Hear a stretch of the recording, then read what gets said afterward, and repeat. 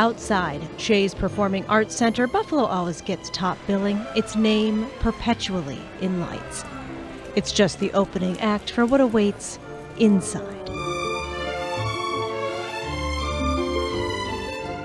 I like to see the little ones come in. They come for kid shows, they're like 6 or 7, and they look around and say, does the princess live here? It's almost a shame when you think about it, a place so beautiful, and people spend most of their time here in the dark.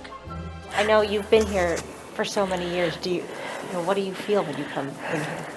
Take a minute. It's still in times slightly overwhelming. The mere scope of the place and the amount of work.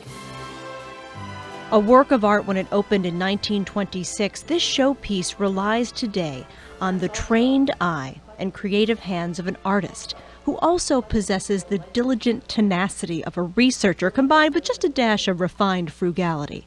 Someone mindful that the tiniest details make the masterpiece. This is where all the magic happens. Her name is Doris. I was an art teacher eons ago. Today, Doris Collins is Shea's historic... Here I am 26 years later, still around. Restoration. We've replaced so many of the loose wires.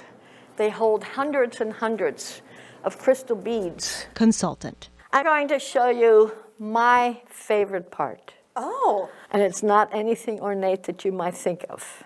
Last time I saw you and you said, if you ever have a chance, you should come and we'll do this. And so I'm just really glad that I was able to take you up on it. I was glad that you were able to do that.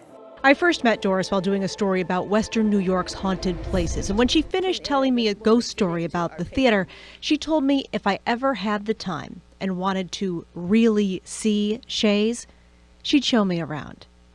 Well, recently, I did have the time. And did she ever show me around? Ta-da!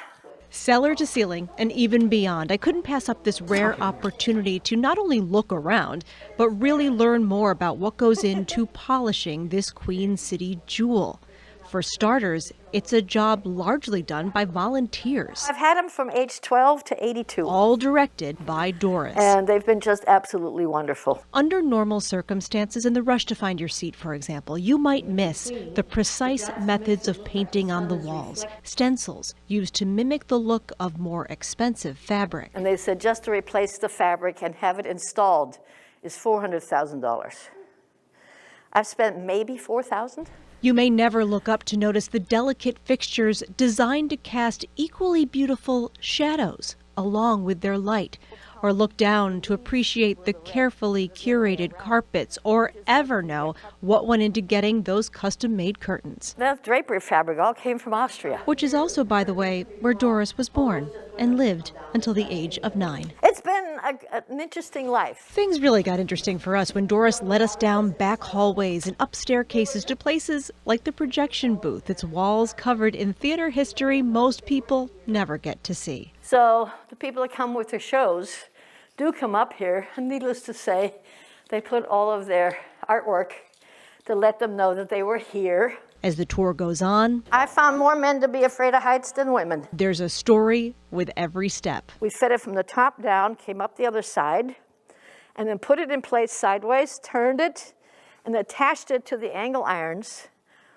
so you can't see the patch. You're like MacGyver. Well, I don't mind that.